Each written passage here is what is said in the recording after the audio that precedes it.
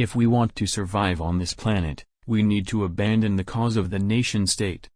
If we really care for the fate of the people who comprise our nation, our motto should be, America last, China last, Russia last. The latest news from the border of Ukraine and Russia indicates that we already live in a pre-war situation, so what should we, ordinary people, do when the explosion of global madness looms? Perhaps, our first reaction should be to confront this dark news with another series of even more catastrophic news.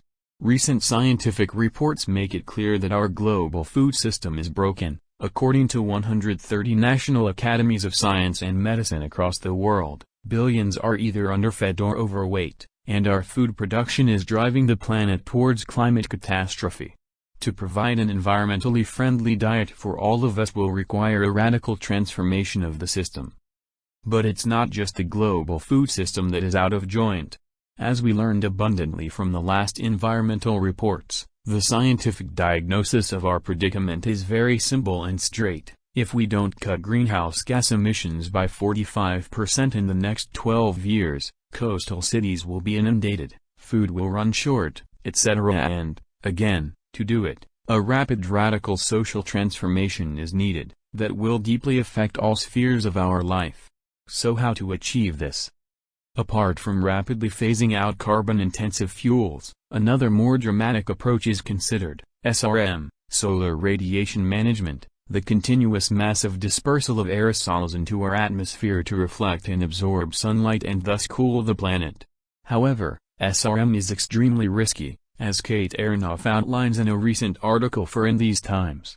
It could decrease crop yields, irreparably alter the water cycle, not to mention many other unknown unknowns. We cannot even imagine how the fragile balance of our Earth functions, and in what unpredictable ways such geoengineering can disturb it. Plus it is easy to guess why SRM is so popular with many corporations. Instead of a painful social change, it offers the prospect of a straight technological fix of our biggest problem. We are in a real deadlock. If we do nothing we are doomed, and whatever we do involves mortal risks. Who will make the decisions here? Who is even qualified to do it? Phenomena like global warming make us aware that, with all the universality of our theoretical and practical activity, we are at a certain basic level just another living species on the planet Earth. Our survival depends on certain natural parameters which we automatically take for granted. The lesson of global warming is that the freedom of the humankind was possible only against the background of the stable natural parameters of the life on Earth, temperature, the composition of the air, sufficient water and energy supply, etc. Humans can do what they want only insofar as they remain marginal enough not to seriously perturb the parameters of life on Earth. The limitation of our freedom that becomes palpable with global warming is the paradoxical outcome of the very exponential growth of our freedom and power. We are now so strong that we can destabilize the very basic geological parameters of the life on Earth. Nature thereby literally becomes a socio-historical category, but not in the exalted Marxist sense. The content of what is, or counts for us as, nature is always overdetermined by historical conditions that structure our horizon of our understanding of nature. It becomes a socio-historical category in the much more radical and literal sense. Nature is not just a stable background of human activity, but is affected by this activity in its very basic components. The way we will develop our economy in next decades could affect not only our future, but the future of the entire life on Earth. Hundreds of animal species are already disappearing, polar ice is melting. And the paradox is that there is no simple return to some previous balance. In all probability, life on Earth has already adapted to our activity so much that, if we all of a sudden stop producing and consuming, that would also cause a catastrophe.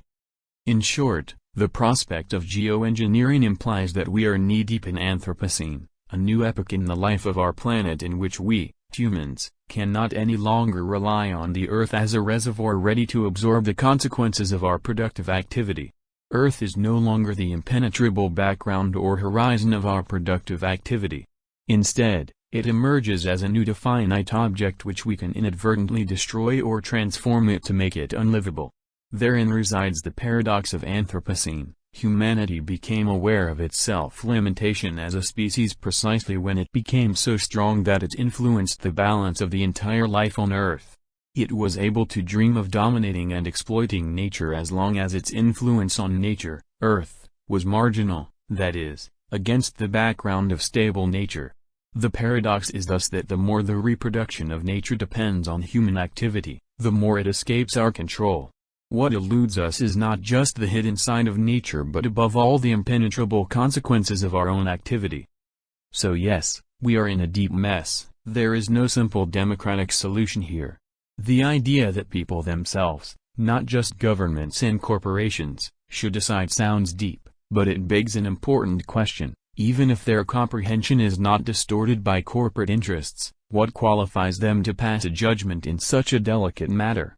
But what we can do is at least set the priorities straight and admit the absurdity of our geopolitical war games when the very planet for which wars are fought is under threat. The logic of nation-state competition is extremely dangerous because it runs directly against the urgent need to establish a new mode of relating to our environs. A radical politico-economic change called by Peter Sloterdijk the domestication of the wild animal culture.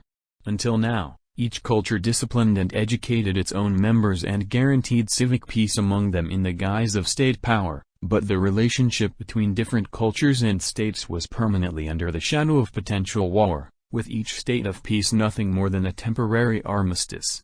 The entire ethic of a state culminates in the highest act of heroism, the readiness to sacrifice one's life for one's nation-state, which means that the wild barbarian relations between states serve as the foundation of the ethical life within a state. Is today's North Korea with its ruthless pursuit of nuclear weapons and rockets to hit distant targets not the ultimate example of this logic of unconditional nation-state sovereignty? However, the moment we fully accept the fact that we live on a spaceship Earth, the task that urgently imposes itself is that of civilizing civilizations themselves, of imposing universal solidarity and cooperation among all human communities, a task rendered all the more difficult by the ongoing rise of sectarian religious and ethnic heroic violence and readiness to sacrifice oneself, and the world, for one specific cause. Reason thus compels us to commit treason here, to betray our cause, to refuse to participate in the ongoing war games.